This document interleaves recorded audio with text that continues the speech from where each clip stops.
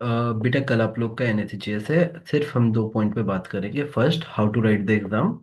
And second, कि आपको last day मतलब आज के दिन कैसे बिहेव करना है सब्जेक्ट वाइज। देखिए, सबसे पहले how to write exam.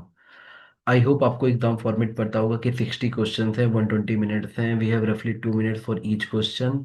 Still first 48 question single choice correct हैं, एंड लास्ट क्वेश्चंस जो रिमेनिंग 12 क्वेश्चंस हैं they are multiple select question with no negative marking, and the first section has negative marking 1/3 +3 - 1।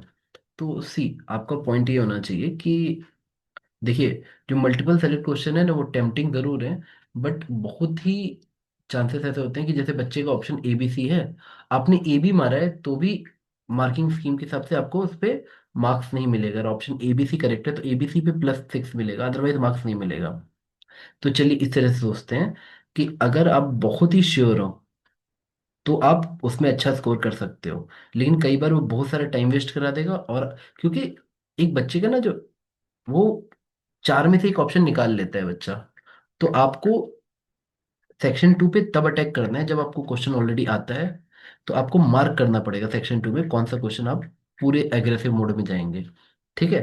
The only good thing is कि negative marking नहीं है, तो आप जय माता दी या तुक्का मार के आ जाओगे। बट ऐसा नहीं करे तो बेटर है। आपको देखिए, मेरी एक पॉजिटिव सलाह है, ड्यूरिंग एग्जामिनेशन 60 क्वेश्चन में से 30 क्वेश्चन पहले मार्क कर लीजिए। 30 नहीं कर पा रहे बेटा, 20 कर लो। पहले पेपर में भिड़ मत जाना। पहले 10 से 12 मिनट लेके 20 क्वेश्चन मार्क कर लो, अगर 30 नहीं कर पा रहे तो। 30 मार्क हो गए ना तो निकल रहा है, एग्जाम निकल रहा है। लेकिन अगर 20 भी मार्क कर लोगे ना, इट्स ए गुड गोइंग। ठीक है। और यकीन मानो, ये इस तरह से ना बहुत सारे देखो, बहुत ही कम बच्चे सीरियस रहते हैं। कुछ बोर्ड में बिजी हैं, कुछ तैयारी नहीं की है, कुछ प्लानिंग ही नहीं की है। तो अगर आपने थोड़ी बहुत भी प्लानिंग की है तो गट फीलिंग के साथ जाओ कि आपका अच्छा जाने वाला है।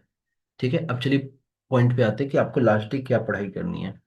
देखिए, अ, अगर हम सब्जेक्ट्स की ग्रेविटी को देखें तो इट्स फिजिक्स केमिस्ट्री बायोलॉजी।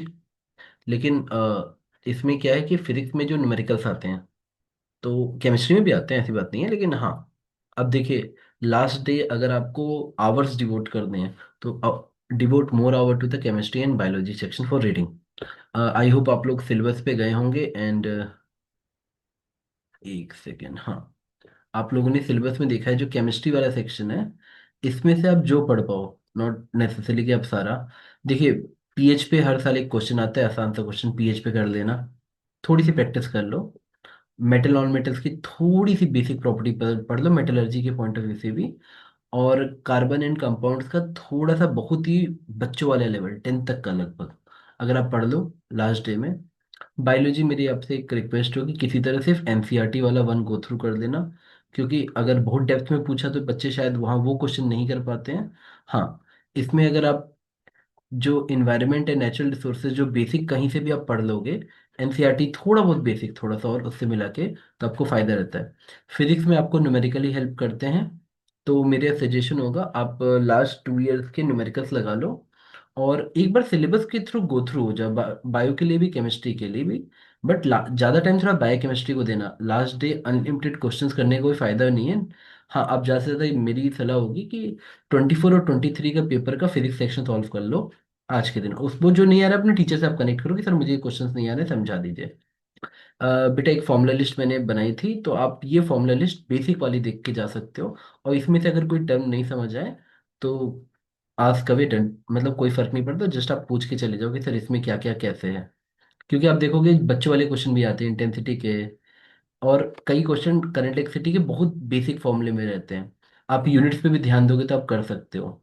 तो वैसे मैं फॉर्मूलेस की लिस्ट बिल्कुल एग्जाम के हिसाब से ही बनाया हूँ। स्टिल अगर आपको कोई फर्दर डाउट आएगा तो आप पूछ सकते हो।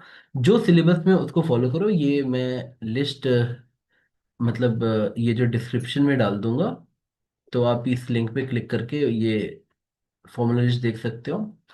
सो देखिए, मैं इसको सम अप करता हूँ कि मैं क्या एक्सपेक्ट कर रहा हूँ आप लोगों से, कि आप लोग का जो क्वांटिटी ऑफ टाइम है वो बायो और केमिस्ट्री के रिवीजन में जाएगा। ठीक है। फिजिक्स का सिर्फ 24 और 23 का पेपर के क्वेश्चंस करने हैं। और अगर हो पाए तो फॉर्मूला लिस्ट का जो भी वर्ड आपको नहीं समझ आ रहा है, प्लीज अपने टीचर से कनेक्ट करके उसका बेसिक वर्जन सीख लीजिए। हाई फाई नहीं आता है, बहुत बेसिक वर्जन सीख लीजिए। और देखिए, अल्टीमेटली सबसे बड़ा वेपन होता है confidence and basics. Go with confidence, have your basics and clarity with एक गुड सेंस ऑफ बिलीव कि आप कर सकते हो। बट क्लैरिटी थोड़ी सी रहना, कुछ तुक्केबाजी वाला एग्जाम नहीं है ये। क्लैरिटी चाहिए। अगर आपको कहीं पे भी कोई बेसिक कॉन्सेप्ट बिल्कुल फंडामेंटली भी समझ आ गया, आप कर लोगे इस पे। तो have some confidence and clarity with you. All the best बच्चों।